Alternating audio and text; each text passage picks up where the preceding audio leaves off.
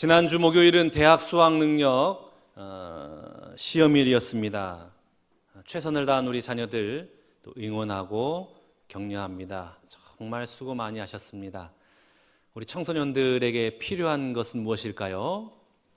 시험을 힘들게 마무리했으니까 이제 자유를 누리고 가지 못한 것 가고 누리지 못한 것 누리는 것일까요? 청소년들에게 진짜 필요한 것은 사랑입니다. 덩치는 크지만 즉 유아하고 비슷하다라고 보면 됩니다. 용기가 있는 것 같지만 그러나 늘 두려워하고 있어요. 불안해하고 있습니다. 그래서 가정에서의 부모나 학교에서 교사나 또 인생에서 선배들이 격려하고 또 축복하고 또 힘을 줘야 되는데 그것을 받지 못하니까 청소년들이 모여가지고 끼리끼리 모이는 겁니다. 여러분, 오늘 집에 돌아가면 혹시 자녀들이 계시다면 자녀들 향하여 사랑한다 라고 또 말을 전해주시기 바랍니다. 정말 수고했다. 나는 너 때문에 행복하다. 너로 인해서 나는 기쁘다. 이 말을 꼭 전해주는 여러분 되시기를 바랍니다. 어떤 권사님께서 스마트폰을 처음 구입해가지고 구입한 기념으로 남편에게 사랑의 메시지를 전해주려고 했습니다. 그런데 메시지를 전할 방법을 잘 몰라서 따님에 전화해서 물어봅니다. 어떻게 문자를 보낼 수 있느냐? 그 와중에 목사님께서 어떻게 하셨는지, 권사님 핸드폰 처음 구입하신 거 축하합니다. 사랑합니다. 힘내세요. 좋은 주말 잘 보내세요. 이렇게 문자가 왔어요. 그러니까 권사님 감사해가지고 목사님도 주말 잘 보내세요. 이렇게 보낸다는 것이 목사 니도 주말 잘 보내세요. 미음자를 빼고 보냈다는 거 아닙니까? 그리고 그냥 신이 나가지고 남편에게 여보 사랑해 딱 보냈습니다. 남편이 전화가 왔어요. 여보 무슨 일 있어? 그랬더니 왜 그래? 여보 사망해 라고 나한테 보냈는데 왜 그랬어?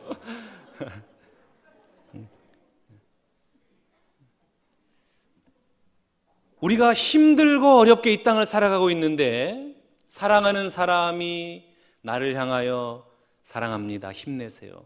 여보 사랑해. 힘내세요. 얼마나 힘이 나고 얼마나 위로가 되겠습니까? 사랑이라는 것은 그 어떤 것으로도 줄 수 없는 강력한 힘이 있습니다. 그러면 여러분 조금 서툴러도 사랑을 표현하는 여러분 모두가 다 되시기를 축복합니다. 남편에게, 아내에게, 자녀에게, 부모에게, 이웃에게 사랑합니다. 힘내세요. 이렇게 표현하며 이 땅을 살아가는 여러분 모두가 다 되시기를 주님의 이름으로 축복합니다. 왜 자꾸만 사랑해요? 왜 자꾸만 힘내세요? 이렇게 말을 해줘야 될까요? 우리는 이 땅에 태어나서 일평생을 시험을 당하기 때문에 그렇습니다. 태어나서 유치원, 초등학교부터 시작해서 대학원, 취직, 진급 계속해서 시험을 치릅니다. 그 시험을 치를 때마다 이것이 나의 마지막 시험이었으면 좋겠다 하면서 시험을 치르잖아요. 그 종류와 정도는 다르지만 다 시험을 당해요. 찾아오는 시험을 피할 길이 없는 겁니다. 어떤 사람은 물질로 인해서 시험을 받고, 어떤 사람은 질병으로 인해서 시험을 받고, 어떤 사람은 사람 때문에 당하는 시험이 있습니다. 개인적으로, 가정으로, 교회적으로, 사회적으로, 국가적으로 어느 누구 하나 시험 당하지 않는 사람은 단 한 명도 없습니다. 다 시험을 당해요. 그렇기 때문에 이렇게 살든 저렇게 살든 분명한 것은 시험을 당한다는 것이기 때문에 오늘 우리가 이 시험을 당할 때에 어떻게 이 시험을 대할 것인가, 그 시험을 어떻게 받아들일 것인가, 이것은 참 중요한 문제입니다. 그래서 오늘 하나님께서는 야고보서를 통하여 우리에게 이렇게 말씀하세요. 오늘 보면 2절 말씀 봐볼까요? 내 형제들아, 너희가 여러 가지 시험을 당하거든 온전히 기쁘게 여기라. 아멘. 시험을 당하거든 온전히 기쁘게 여기라. 온전히 기쁘게 여기래요. 여러분, 시험을 당하는데 기쁘게 여길 수가 있겠습니까? 그런데 하나님은 기쁘게 여기래요. 하나님께서 시험을 당할 때 기쁘게 여기라라고 말씀하셨더라면 반드시 그에 합당한 이유가 있기 때문에 그렇게 말씀하신 것입니다. 이 시험을 통하여 우리에게 주시고자 하는 하나님의 분명한 의도가 있다라는 것입니다. 그렇기 때문에 시험을 당할 때에 온전히 기쁘게 여기라라고 말씀하신 겁니다. 그렇다면 왜 하나님께서는 시험을 당할 때에 불평과 원망과 탄식이 아니라 기쁘게 여기라라고 말씀하셨을까요? 첫 번째, 우리가 시험을 당할 때에 기뻐할 수 있는 이유는 아직도 나에게 소망이 있다라는 증거이기 때문에 그렇습니다. 시험이라는 것이 무엇인가요? 시험이라는 것은 미래지향적인 그런 의미가 있습니다. 보다 나은 미래를 위해서 시험이 주어지는 것이죠. 보다 나은 것, 보다 훌륭한 것을 창조하기 위해서 시험이 우리 가운데 주어지는 것입니다. 그런 거로 시험이 없다라는 것은 어떤 의미일까요? 내가 살아갈 인생이 더 나은 삶이 없다라는 의미도 되겠습니다. 오늘 내가 시험이 없다라는 것은 어떤 의미겠습니까? 내가 죽었다라는 의미예요. 죽은 사람에게는 그 어느 누구도 시험을 하지 않고 죽은 사람도 시험을 당할 일이 없습니다. 왜요? 죽었기 때문에요. 시험 당할 일이 무엇이 있습니까? 오늘 내가 시험을 당했다라는 의미는 어떤 의미냐? 오늘 내가 살아있다라는 의미예요. 그리고 나에게 앞으로 살아갈 미래가 남아있다라는 그런 의미입니다. 우리 하나님께서 히브리서 12장 8절 말씀에 이렇게 말씀하십니다. 징계는 다 받는 것이거늘 너희에게 없으면 사생자요 친아들이 아니니라. 여러분, 징계는 힘든 거죠. 징계는 무서워요. 징계는 피하고 싶어요. 그런데 하나님 뭐라고 말씀하시냐면 너희가 징계를 받지 않으면 내 아들이 아니다, 내 자식이 아니다 라고 말했습니다. 죽은 자다, 사생자다, 남의 아이다 라고 말씀하고 계십니다. 내 자식이요 내가 사랑하는 자식이기 때문에, 내 자식에 대한 기대를 걸고 있기 때문에 부모가 자식을 징계하는 겁니다. 부모가 자식을 징계하는 이유는 내 자녀가 좀 더 성숙한 사람이 되었으면 좋겠습니다. 정말 바른 사람으로 이 땅을 살아갔으면 좋겠습니다. 그런 마음을 가지고 자녀를 징계하는 것 아니겠습니까? 남의 자녀는 징계하지 않아요.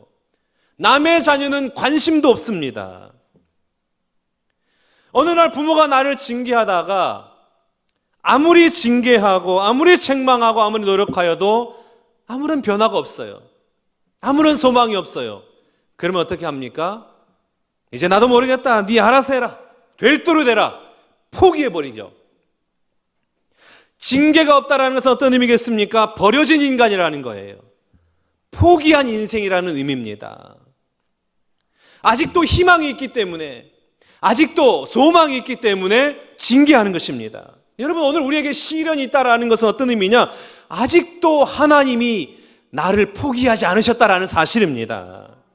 여전히 쓸모가 있다라는 거예요. 좀 고쳐가지고 쓸모가 있다라는 거예요. 이쪽으로 써볼까 저쪽으로 써볼까? 하나님이 보셨을 때 여전히 우리에게는 소망이 있는 거예요. 쓸모가 있다라는 겁니다. 그래서 우리가 시험을 당할 때에 적어도 온전히 기쁘게 여길 것은 아직도 하나님은 우리를 당신의 자녀로 생각하시고 우리를 더 유익하고 더 훌륭하고 더 크게 사용하시고자 우리에게 징계를 허락하신다라는 섭리가 있다라는 말씀입니다.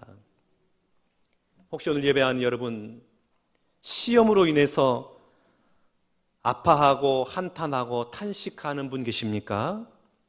기뻐하시기 바랍니다. 하나님께서 여러분을 여전히 사랑하시고 여전히 버리지 않으셨다라는 증거입니다. 하나님이 여러분을 사용하기 원하신다라는 거예요. 오늘 하나님께서는 시험 당하는 여러분을 향한 놀라운 계획을 가지고 계십니다. 시험 속에서 그 놀라운 계획을 발견하는 하나님의 섭리를 발견하고 지금 내가 당하고 있는 시험으로 인하여 오히려 기뻐하며 하나님의 은혜 안에 머무는 여러분 모두가 다 되시기를 주님의 이름으로 축복합니다. 오늘 우리가 시험을 당할 때에 기뻐할 수 있는 이유 두 번째는 무엇이냐면 시련을 통하여 우리의 믿음이 연단되기 때문에 그렇습니다. 오늘 본문 3절 말씀 봐볼까요? 이는 너희 믿음의 시련이 인내를 만들어내는 줄 너희가 알미라. 아멘. 믿음의 시련이라 그랬습니다. 시험이 아니고 시련이라 그랬죠. 시험과 시련은 다릅니다.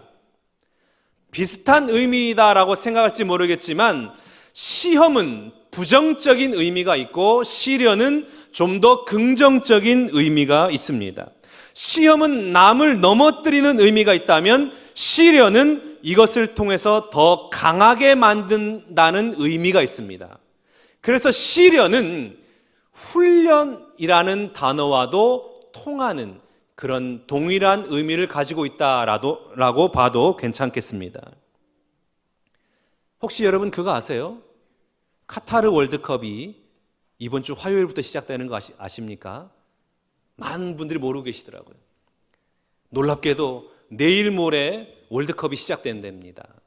그리고 우리나라가 우루과이와 첫 번째 경기를 하는데 그날이 목요일, 이번 주 목요일에 시작한다라는 거예요. 월드컵 하면 우리는 항상 생각하는 것이 있죠. 우리 뇌리에 강하게 박혀있는 그 사건이 있습니다. 2002년 한일 월드컵 4강 신 아닙니까? 어떻게 축구의 변방 나라였던 우리가 월드컵 4강 신화를 이뤘을까? 모든 사람들이 한결같이 히딩크 감독 때문이었다 그랬잖아요.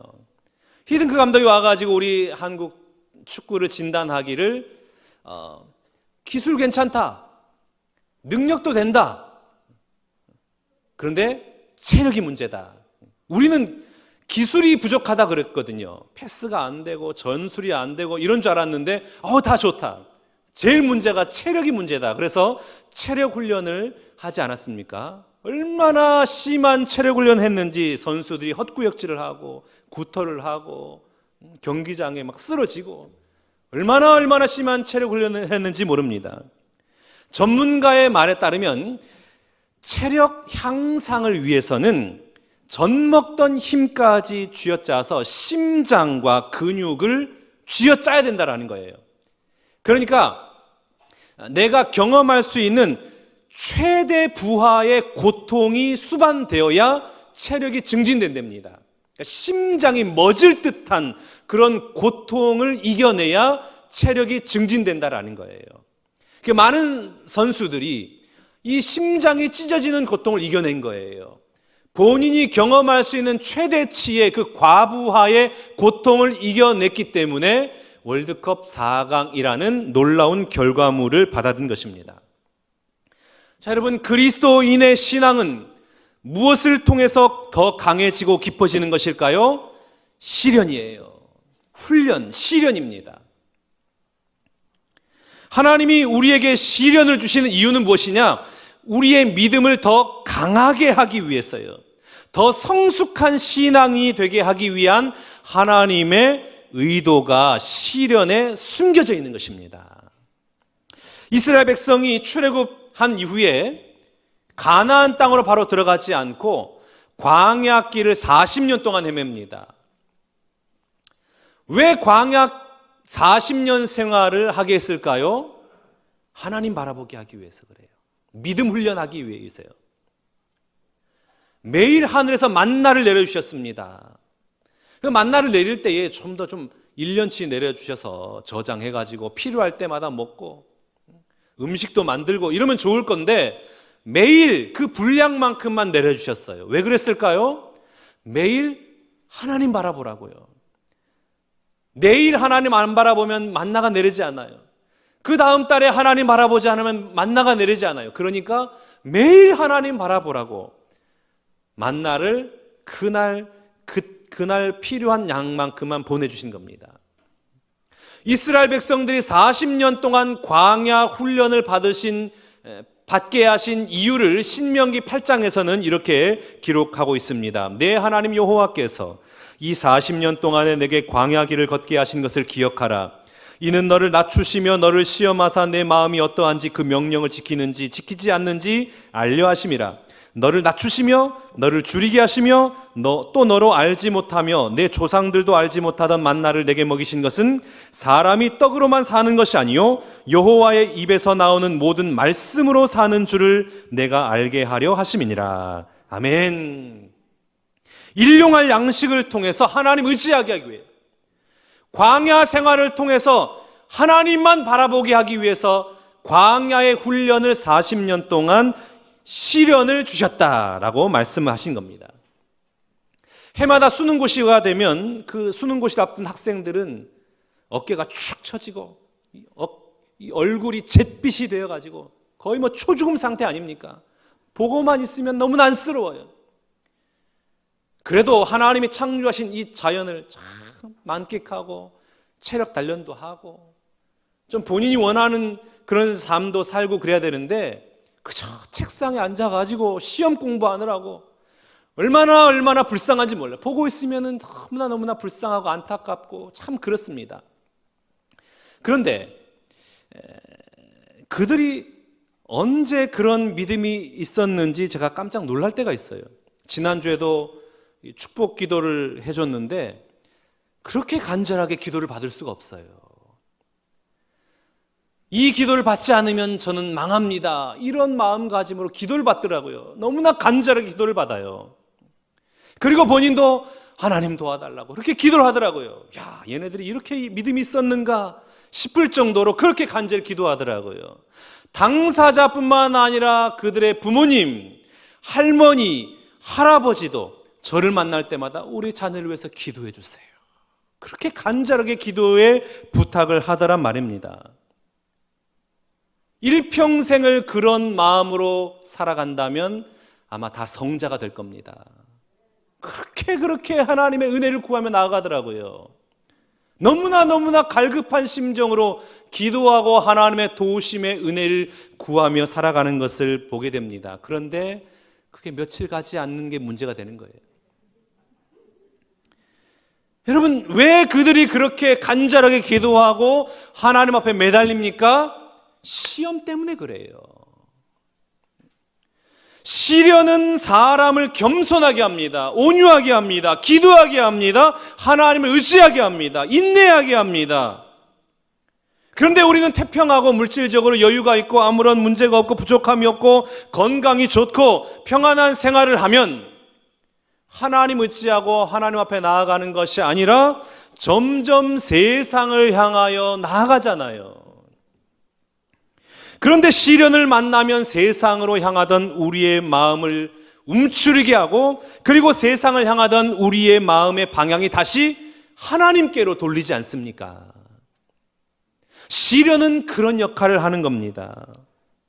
우리 자신을 되돌아보게 하고 나는 정말 하나님을 잘 믿고 있는가? 자기 자신을 되돌아보게 만드는 것이 바로 시련입니다. 그러면 여러분, 시련이라고 하는 것, 고통이라고 하는 것, 시험이라고 하는 것은 결코 나쁜 것이 아닙니다. 우리로 하여금 내 자신을 되돌아보게 하고 하나님을 바라보게 하는 하나님의 놀라운 은혜가 그 속에 들어가 있는 것입니다. 그러므로 오늘 내가 시련을 당할 때에 기뻐하시기 바랍니다. 하나님 이 시련을 통하여 나를 얼마나 훌륭한 사람 만들려고, 나를 얼마나 믿음의 사람으로 만드시려고, 나를 얼마나 성숙한 사람으로 만드시려고 제게 시련을 허락하셨습니까? 저는 이 시련을 기뻐하며 감사히 받겠습니다. 이렇게 믿음으로 그 시련을 받아들일 때에 우리 하나님은 여러분을 통하여 이 땅 가운데 놀라운 하나님의 은혜의 역사를 이루어 나가실 줄로 믿습니다.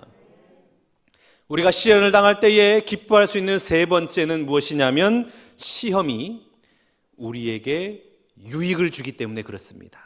오늘 본문 4절 말씀 봐볼까요? 인내를 온전히 이루라. 이는 너희를 온전하여 구비하고 조금도 부족함이 없게 하려 함이라. 아멘. 구비시킨대요. 구비시킨다라는 것은 어떤 의미입니까? 완전 무장한다는 뜻이에요. 그러니까 시련이 우리를 완전하게 무장시킨다는 거예요. 강하게 만든다라는 거예요. 온전케 만든다라는 겁니다. 능력 있게 만들고 믿음 있게 만들고 우리로 하여금 더 크고 더 훌륭한 사람이 되게 한다라는 것입니다. 우리는 흔히 생각하기를 성공하면 복 받았다 그러고 실패하면 시험에 들었다라고 말을 합니다. 무병장수하면 복을 받았다라고 하고 중한 질병에 걸리면 시험에 들었다라고 말을 합니다. 불행할 때에 시험 당했다 그러고 내 뜻대로 안 될 때에 시험 당했다 그러고 고통당할 때에 시험이 당했다라고 생각을 합니다. 그런데 여러분, 진짜 무서운 시험은 뭐냐? 오히려 오늘 우리가 그토록 흔히 말하고 추구하는 행복, 형통함입니다. 돈을 많이 벌어서 성공을 했어요. 모든 사람들로부터 칭찬을 받아요. 머리가 좋아서 모든 것을 잘 알아요. 돈을 많이 벌고 성공을 했어요. 그리고 능력이 많아요. 높은 자리에 올라갔어요. 이게 진짜 시험입니다. 왜요? 넘어질 일이 더 많이 생기기 때문에 그렇습니다. 운전을 하다 보면 초보 운전 팻말을 볼 때가 많이 있잖아요. 초보 운전. 초보입니다. 죄송합니다. 또 어떤 사람은 공격적으로 써놓기도 하죠. 당신도 초보일 때가 있었습니다. 어떤 여성 초보 운전자가 운전을 하다가 깜빡이도 안 켜고 쑥 들어온 거예요. 그러니까 뒤에 있는 차량이 막 빵빵거리면서 화를 내고 딱 보니까 아주머니가 운전을 하고 있는 겁니다. 그래서 삿대질을 하면서 아줌마가 집에서 밥이나 하지! 이렇게 한 거예요. 이분이 얼마나 기분이 상하고 그냥 화가 나는지. 그래서 뒤에 그 팻말을 바꿨다고 하지 않습니까? 지금 밥하러 갑니다. 자, 그런데 여러분, 자동차 사고는 누가 낼까요? 초보 운전자가 자동차 사고를 많이 냅니까? 아니면 운전에 익숙한 자가 사고를 많이 냅니까? 운전에 익숙한 자가 사고를 많이 냅니다. 왜 그럴까요? 초보 운전자는 사고 날까 봐 조심하거든요. 노심초사, 경계하고 불안해하고 얼마나 조심하게 운전하는지 몰라요. 그런데 운전에 익숙한 사람은 별로 경계하지 않습니다. 조심하지 않아요. 그러다 보니까 사고가 나는 거예요. 우리가 언제 시험에 빠집니까? 성공할 때 시험에 빠지는 거예요. 조심하지 않고 불안해하지 않기 때문에 그때 시험에 들고 그때 넘어지게 되는 것입니다. 여러분, 속지 마십시오. 넓은 길, 그리고 편한 길, 그 길이 결코 좋은 길이 아닙니다. 오늘 내가 잘 되는 것이 결코 나에게 좋은 일이 아니다라는 사실입니다. 오히려 시험과 시련이 닥칠 때에 더 큰 하나님의 은혜를 경험하게 되는 것입니다. 그 대표적인 인물이 누굽니까? 사도 바울이에요. 사도 바울은 육체에 가시가 있었습니다. 몸에 질병이 있었어요. 그래서 너무나 불편해요. 너무나 힘들어요. 너무나 고통스러워요. 하나님 앞에 기도합니다. 하나님, 제발 육체에 가시 좀 빼주세요. 그 하나님 응답하십니다. 고린도후서 12장 9절 말씀. 나에게 이르시기를 내 은혜가 내게 족하도다. 이는 내 능력이 약한 데서 온전하여짐이라 하신지라. 그러므로 도리어 크게 기뻐함으로 나의 여러 약한 것들에 대하여 자랑하니 이는 그리스도의 능력이 내게 머물게 하려 함이라. 아멘. 내 은혜가 내게 족하도다. 얼마나 귀한 말씀입니까? 얼마나 은혜로운 말씀이에요. 이미 내게 있는 나의 은혜가 족하다. 사도 바울은 이것을 믿음으로 받아들입니다. 내가 당하는 고난이 하나님의 은혜인 줄 믿습니다. 이 믿음으로 받아들여요. 아멘 하면서 믿음으로 고난을 받아들입니다. 그러면서 사도 바울이 고백한 고백이 있어요. 고린도후서 12장 10절 말씀입니다. 우리 한 목소리로 읽겠습니다. 그러므로 내가 그리스도를 위하여 약한 것들과 능욕과 궁핍과 박해와 곤고를 기뻐하노니 이는 내가 약한 그때의 강함이라. 아멘.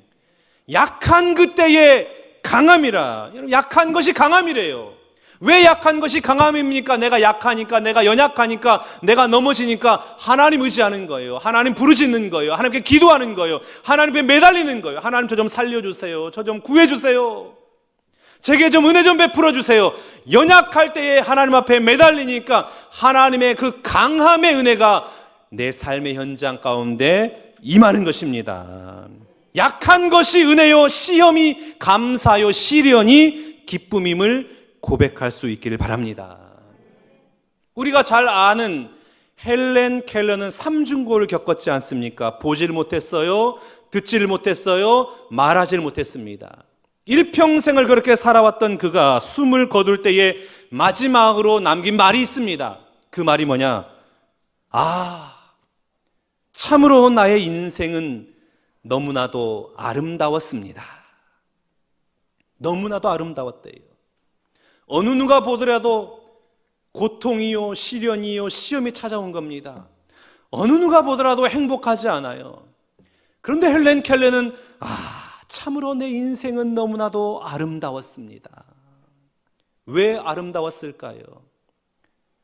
그 시련과 시험과 고통으로 말미암아 하나님 앞에 부르짖고 하나님 앞에 매달리니까 영안이 열린 거예요. 하나님의 은혜를 경험한 거예요.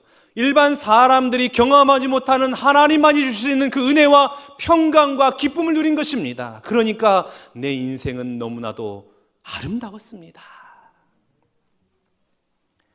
시험과 시련을 통해서 경험할 수 있는 하나님의 특별한 은혜가 있는 것입니다. 사랑하는 신구한교 성도 여러분, 시험을 만나셨습니까? 두려워하지 마십시오. 시험은 하나님의 손에 의해서, 하나님의 경륜에 의해서 진행되고 있는 하나님의 섭리입니다. 사람의 일에는 우연이 있지만 하나님의 경륜에는 우연이라는 단어는 없습니다. 모두가 다 하나님의 섭리 가운데 진행되는 우리의 유익을 위해서 주어지는 것입니다. 그러므로 시험을 만나거든 온전히 기쁘게 여기시길 바랍니다. 오늘 나에게 시험이 있다는 것은 아직도 내가 살아있다는 증거요, 아직도 하나님이 나를 포기하지 않았다는 증거요, 아직도 나에게 희망이 있다는 증거입니다. 나를 더 성숙한 사람으로, 나를 더 믿음의 사람으로, 나를 더 능력 있는 사람으로 만드시기 위한 하나님의 섭리의 과정인 것입니다. 그러면 여러분, 이 한 주간 동안에 내 삶의 환경과 여건에 연연하지 마시고 주님 손 꼭 붙잡고 주님과 동행하며 주님의 은혜 안에 머무는 여러분의 모든 삶의 현장 되시기를 주님의 이름으로 축원합니다.